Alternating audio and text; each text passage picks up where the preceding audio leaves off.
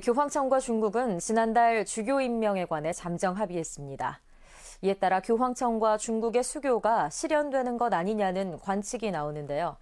가톨릭 뉴스에서는 오늘과 내일 동아시아 복음화 연구원에서 개최한 심포지엄을 토대로 바티칸과 중국의 수교 전망과 의미에 대해 살펴보겠습니다. 오늘은 첫 번째 시간으로 교황청과 중국이 수교하기 위해 풀어야 할 과제는 무엇인지 맹현균 기자가 전해드립니다. 올해 바티칸에서 열린 주교 시노드에는 중국 주교 2명이 참석했습니다. 시노드 출범 56년 만에 처음입니다. 중국 주교의 시노드 참석은 지난달 교황청과 중국 정부가 주교 임명에 관해 잠정 합의하면서 이뤄졌습니다. 이미 중국이 독단적으로 임명한 7명의 주교는 교황청이 인정하지만 앞으로 임명할 때는 교황청의 승인을 얻기로 한 겁니다.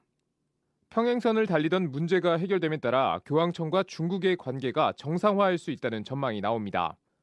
다만 교황청과 중국의 수교가 독립적인 교회 운영까지 포함된 것인지에는 물음표가 따릅니다. 동아시아 복음화 연구원에서 마련한 심포지엄은 바티칸과 중국의 수교 전망과 의미를 살피는 자리였습니다. 한국 외방선교회 김병수 신부는 5년 안에 수교가 이뤄지긴 힘들 것 같다며 회의적인 평가를 내놨습니다. 김 신부는 그 이유로 국가가 종교를 통제하며 관할하고 있다는 점을 꼽았습니다. 실제로 중국 역사에서 종교의 지위는 단 한 번도 정치를 넘어서 독립적으로 존재한 적이 없었습니다. 복음의 가치와 민족적 가치가 충돌을 일으킬 때 시진핑은 중국 정부는 언제든지 중국 민족을 택한다는 거죠.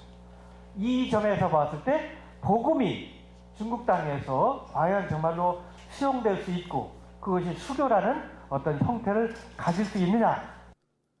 지난해 중국 정부가 인정하는 공식 교회가 발표한 천주교 중국화 방향 5년 업무 계획을 보면 이런 내용이 더욱 잘 드러납니다. 정치적 정체성 강화, 중국적 특색이 있는 신학 사상 구축 등 6가지 영역으로 구성됐습니다. 이에 대해 김 신부는 2차 바티칸 공의회의 정신인 토착화라는 개념과 비슷해 보이지만 교회를 공산당과 국가에 봉사하게 만들려는 시도라고 설명했습니다. 현재 체제라면 교회는 공산당의 노선을 지지할 수밖에 없다는 겁니다. 교회의 영역을 정말로 보장해 줄 수 있느냐? 수교라고 이야기한다면 단지 바티칸이라는 한 국가가 중국이라는 정부와 이렇게 서명을 해서 수교를 한다? 이런 의미가 아니고 정말로 실질적인 의미에서 사목적인 교회의 운영까지 우리 보편교회는 생각을 하고 있거든요. 수원 가톨릭대 총장 곽진상 신부는 어려움 속에서도 교황청과 중국이 수교를 이뤄야 하는 이유를 이렇게 설명했습니다. 여전히 하느님은 중국 민중의 삶 속에 역사하시고 종교는 그들에게 평화와 행복의 길을 제시하고 있습니다. 교황청과 중국이 수교를 하게 되면 정부가 인정한 교회와 지하교회의 분열이 하루빨리 치유돼야 할 것으로 보입니다. 이외에도 정치적으로 독립된 종교의 지위와 정상적인 교계제도 회복 등 풀어야 할 문제는 산적해 있습니다. 교황청과 중국이 창의적이고 지혜로운 해법을 찾을 수 있을지 주목됩니다. CPBC 맹현균입니다.